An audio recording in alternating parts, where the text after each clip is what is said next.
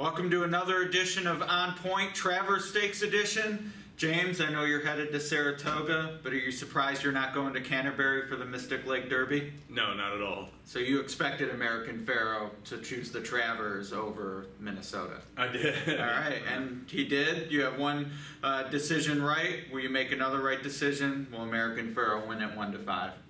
I think so, yes. I think American Pharoah. And it's really, I mean, that he's the lone speed in the race. If somebody else could try to run with him early, but it's still, I think he's going to control things up front from the start. Yeah, it's a very imposing figure in this race. He's already beaten three of the horses if Upstart goes that people think would be his toughest challenge. Texas Red he defeated last year.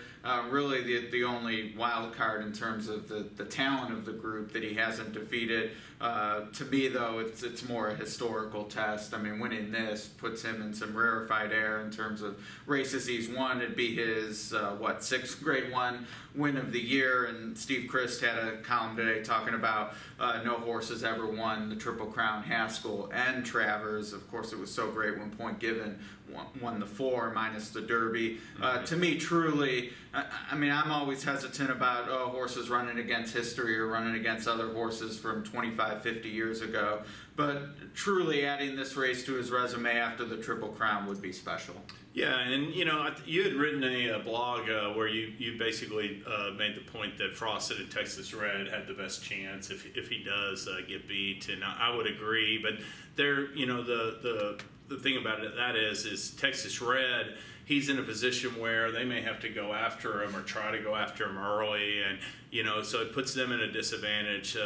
Given that there's no other speed or apparent speed in the field. So if that was to happen, it would really help Frosted's chances, I think. But I still think, you know, it's unlikely. I mean, Texas Red could be second, but I think he's going to be at least a length or two behind him. Yeah, tactics will be interesting. I mean, any horse you conceivably could like, it's tough to think that they'll be winging it on the front end with him. You know, maybe one of the no-hopers goes, but I mean, if you're a Keen Ice fan, and he certainly has had his supporters all year, you know you're not going to be doing it on the front end, and you have to question whether anyone else will enough to help his kick. But look, that Exacta in the Haskell is all right with Keen Ice second. I mean, you know, to me, when deciding how to bet the race, I mean, there's a lot of questions. If you think American Pharoah is going to win, but don't think Frosted or Texas Red will finish second, you can still do okay there. If you don't think American Pharoah will win, or, you know, no one I don't think will say, oh, he has no chance. I mean, obviously he's an extremely legit favorite, but I made the point on that blog you referenced. To me, there might even be a case where if you're going to bet against him to win, go for the whole enchilada and say he doesn't even hit the board, which in racing, you know, the 08 Belmont's the biggest example, but it happens a lot. If you don't fire your shot, why couldn't you be fourth? Right, and you know, I mean, all like, you know, the past Triple Crown winners, they've all lost at 3. The 3 most recent, Secretariat, Seattle Slew, and Affirm, they all lost starts at 3. I don't think it would be the end of the world if American Pharoah got beat. You know, I don't think those losses hurt any of those horses' reputations, but I think more along the lines that, hey, I'd be looking to play a big Exacta or play him in multi-race bets. One horse you didn't mention, Smart Transition. You know, still the jury's out how good he is, but at least he has a good win over the track in the Curlin, so he might offer some appeal to people looking to play a straight Exacta. Yeah, and the Curlin certainly has had its say in Travers since they inaugurated that race fairly recently. Where do you think we go from here? I saw a tweet that our employer, Churchill Downs, has officially thrown its hat in the ring, according to Justin Zayat. Not a huge surprise, given they do have a race against Older on the calendar. If he wins here, though, more likely go straight to Breeders' Cup, or do you think they look for a race? I think straight to Breeders' Cup. I think that, you know, given it's a 1.25 mile race, I know like in the Haskell, Victor Espinosa really took a strong hold of him in the stretch, essentially trying to save something for upcoming races.